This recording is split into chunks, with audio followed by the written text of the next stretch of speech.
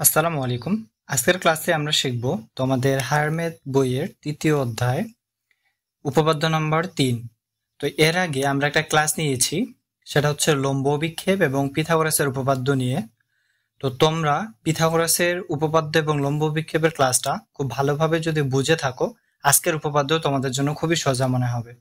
তো দেখো আমাদের তৃতীয় নম্বর উপপাদ্য কি বলতেছে একটা স্থূলকোণী ত্রিভুজ যদি আমরা অঙ্কন করি, এই ত্রিভুজে স্থূলকোণের বিপরীত বাহুর উপর অঙ্কিত বর্গক্ষেত্র।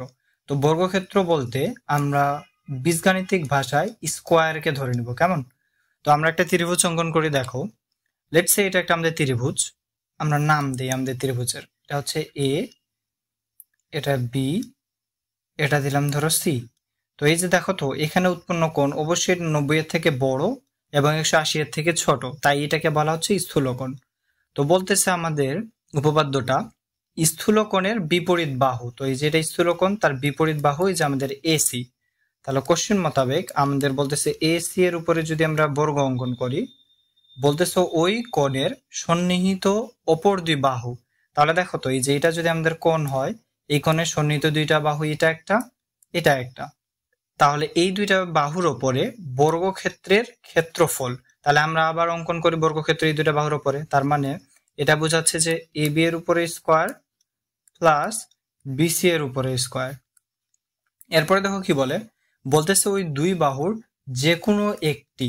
তো এই জায়গায় মাথা রাখবো আমরা, যে কোনো একটি যখনই বলবে আমরা দৌড় দিব ভূমির দিকে। কার দিকে যাব? আমরা যাব ত্রিভুজের ভূমির দিকে, ঠিক আছে? তাহলে বলতেছে দেখো, এই যে এই বাহুর আর এই বাহুর ভিতরে যে কোনো একটি, তো এই দুইটা বাহুর ভিতরে আমাদের ভূমিকে, এই দুইটা বাহুর ভিতরে ভূমি হচ্ছে আমাদের বিসি, এই জন্য আমরা নিব বিসি। এরপর দেখো কি এবং তার উপর অপর বাহুর লম্ব অভিক্ষেপ। তাহলে এই যে বিসি এর উপরে আরেকটা বাহু আমাদের এবি, এইটার লম্ব অভিক্ষেপ আঁকাতে হবে, কেমন? আবার বলি, যে কোনো দুই বাহুর এক বাহু যখন বলছে তখন আমরা ভূমির দিকে যাব। তো আমরা ভূমিটাকে নিলাম, যেটা হচ্ছে আমাদের বিসি। এবার এই বিসি বাহুর উপরে, এই বিসি বাহুর উপরে এবি এর লম্ব অভিক্ষেপ। তো দেখো, বি বিন্দুটা অলরেডি বিসি বাহুর উপরে অবস্থান করতেছে।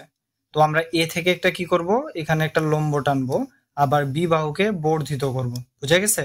তো দেখো, এ বিন্দুর লম্ব অঙ্কন করছি যে জায়গায়, লেটস আমরা দিলাম এটার নাম ডি। তাহলে তুমি বলো তো এ বি এর লম্ব অভিক্ষেপ কি? অবশ্যই বিডি না? তো তোমাদের যদি এই জায়গায় বুঝতে অসুবিধা হয় যে এটা বিডি কিভাবে হলো, তোমরা অবশ্যই আমাদের আগের ক্লাসটা দেখে আসবা, আমি আই বাটনে সেটা লিঙ্ক করে দিব, কেমন? তো দেখো কি বলতেছে, ওই দুই বাহুর যে কোনো একটি আমরা নিয়ে নিলাম বিসি। বলতেছে তার উপর, অর্থাৎ বিসি এর উপর এবি এর তুমি যদি লম্ব অভিক্ষেপ অঙ্কন করো, এই দুইটার আয়তক্ষেত্র বলতে কি বোঝায়? বিসি আর এই যে বিডি, এই দুইটা তো কোনোদিন বর্গ হবে না। কেন? কারণ বিসি আর বিডি সমান নয়, অর্থাৎ বিসি বাহুটা আর বিডি বাহুটা সমান নয় দেখে এদের গুণফলটাকে বলা হচ্ছে আয়তক্ষেত্র। বলতেছে এই আয়তক্ষেত্রের ক্ষেত্রফলের দ্বিগুণের। তাহলে তুমি এখানে 2 গুণ করে দাও, সমষ্টির সমান, তার মানে যে এগুলাতে যোগ হবে এবং এখানে একটা ইকুয়াল হবে। খুবই সিম্পল। আমি আরো সহজ ভাষায় বুঝিয়ে দিচ্ছি যে স্থূলকোণের বিপরীত বাহুর উপর বর্গ করবা, ওর পরে বাকি যে দুইটা বাহু থাকবে ওই দুটা বাহুকে নিবা, এরপরে যেটা ভূমিতে থাকবে তাকে নিবা এবং লম্ব অভিক্ষেপকে নিবা, প্লাস করে দিবা, শেষ। আশা করছি তোমরা এই পর্যন্ত বুঝছো। এরপরে আমরা চলে যাব প্রমাণের দিকে। চলো প্রমাণটা শুরু করি। প্রমাণটা খুবই ইজি। তোমাদের কোশ্চিনে ওইরকম বাংলা কথা দেওয়া থাকবে না, তোমাদের কোশ্চিনে এরকম একটা ত্রিভুজ দেওয়া থাকবে বড় জোর, বলবে যে এখানে যে কোণটা উৎপন্ন হয়েছে, ধরো এটা বি কোণ, এটাকে বলে দিবে ওরা স্থূলকোণ, বা একটা ডিগ্রি পরিমাপ দিয়ে দিবে, যে বুঝছো যে 120 ডিগ্রি বা 130 ডিগ্রি। তো 90 এর থেকে বড় হইলে বুঝে নিবা যে এটা আমাদের স্থূলকোণ। এরপরে আমাদের হচ্ছে, ধরো এটা যদি এ হয়, এটা আমরা ধরে নিলাম সি।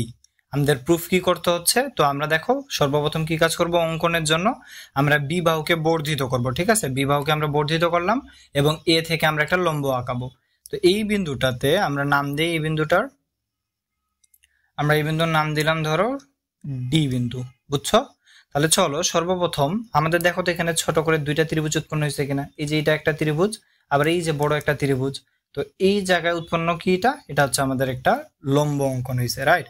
তো আমরা এখানে প্রমাণে চলে যাই। সর্বপ্রথম দেখো প্রমাণ।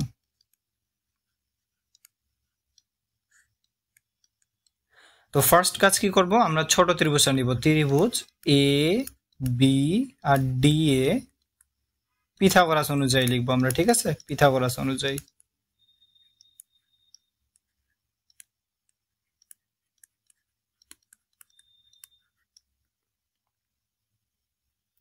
তো দেখো পিথাগোরাস অনুযায়ী কি হবে, আমরা জানি যে এই ত্রিভুজটাকে আলাদাভাবে তোমরা চাইলেও আঁকাইতে পারো। এই যে এটা যদি হয় তোমার এবিডি ত্রিভুজ, এটা হচ্ছে তোমার এ, এটা তোমার ডি, এটা হচ্ছে তোমার বি। তো আমরা জানি এই যে সমকোণের বিপরীত বাহু এটাকে অতিভুজ বলে, তাহলে অতিভুজের উপরে অঙ্কিত বর্গক্ষেত্র তার মানে এবি স্কোয়ার ইকুয়াল টু অপর দুই বাহুর উপর বর্গক্ষেত্রের ক্ষেত্রফলের সমষ্টির সমান। তার মানে এই যে এটাকে বর্গ করবো, এটাকে বর্গ করে যোগ করে দেবো, তার মানে এখানে দাঁড়াবে এডি স্কোয়ার প্লাস বিডি স্কোয়ার। এটা গেল তোমার 1 নম্বর ইকুয়েশন, সোজা। বোঝা গেছে? সেম কাজ আমরা এবার বড় ত্রিভুজটার জন্য করব। এই যে এখানে আমাদের ত্রিভুজটা উৎপন্ন হয়েছে দেখো তো, এ ডি সি বা এ সি ডি পুরা ত্রিভুজের জন্য। এবার ধাপ ধরো 2, এটা আমি একটু আলাদা কালি দিয়ে লিখি, ধাপ 2। হ্যাঁ, তো এটা হচ্ছে তোমার ধাপ 1 নম্বর ধাপ চলে গেল, এটা হচ্ছে 1 নম্বর ধাপ। এখানে ধরো আমি 2 নম্বর ধাপ নিলাম, তো আমি 2 নম্বর ধাপে ত্রিভুজ এ সি ডি এ, কেউ যদি এডিসি লিখো কোনো সমস্যা নাই। তো মেন ব্যাপার হচ্ছে অ্যালফাবেটিক্যালি আমরা একটু সাজায় লিখি, যে আগে আসছে বা যার আগে জন্ম হয়েছে আর কি তাকে আগে রাখি। এই তোমরা যে কোনো ভাবে এটা লিখতে পারো, সিএডি লিখতে পারো, ডিসি ডিএসি লিখতে পারো, এজ এ উইশ। তো আমরা দেখো এখানে অ্যাপ্লাই করি এই পিথাগোরাস অনুসারে, তাহলে সমকোণের বিপরীত বাহু এসি, তাহলে এসি এর উপরে স্কোয়ার ইজ ইকুয়াল টু অপর দুইটা বাহু। দেখো বড় ত্রিভুজের জন্য সি থেকে ডি পর্যন্ত একটা বাহু, যেটা হচ্ছে আমাদের সিডি স্কোয়ার, আর এদিকে একটা বাহু হচ্ছে তোমার লম্ব, যেটা আমাদের এডি স্কোয়ার। তো আমি এখানে বসালাম এডি স্কোয়ার। আশা করি এই পর্যন্ত বুঝতে পারছো। তো এরপরে তাকাও, আমরা এই সিডি বাহুটাকে দেখো তো, সিডি বাহুটা একটা পয়েন্টে বিভক্ত হয়েছে না? আমরা বলতেই পারি যে এটা হচ্ছে তোমার একটা বিসি বাহু আর একটা হচ্ছে বিডি বাহু। ক্লিয়ার হয়েছে? তো চলো আমরা পরের পার্টটুকু লিখে নিই, দেখো আমাদের কি আসে। AC square is equal to, আমাদের কি ছিল বলে দেখি, আমাদের ছিল এখানে সিডি। তাহলে আমরা এখানে লিখে ফেলি সিডি এর পরিবর্তে, তাকাও সিডি এর পরিবর্তে কি পাইছি আমরা, সি থেকে ডি পুরোটা বি অংশে বিভক্ত হয়েছে, তার মানে একটা বিসি আর একটা হচ্ছে তোমার বিডি। আমরা লিখে ফেলি বিসি প্লাস বিডি।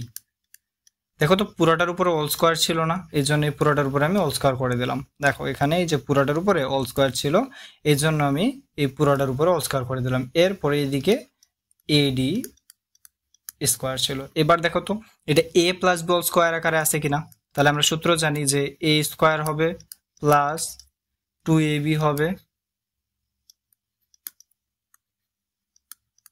প্লাস আমরা জানি তোমার এটা বি স্কোয়ার হবে প্লাস এডি স্কোয়ার।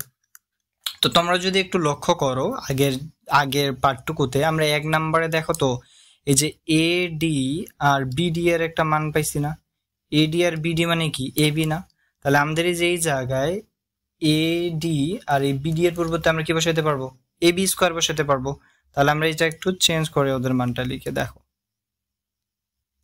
তোমাদের বুঝতে সুবিধা হবে। এটা কোনো পরিবর্তন নাই, এটা তোমার BC square plus 2bc BD plus এই দুইটার পরিবর্তে আমরা পাইছি এ বি স্কোয়ার, যেটা ছিল আমাদের আই নম্বরে। ঠিক আছে,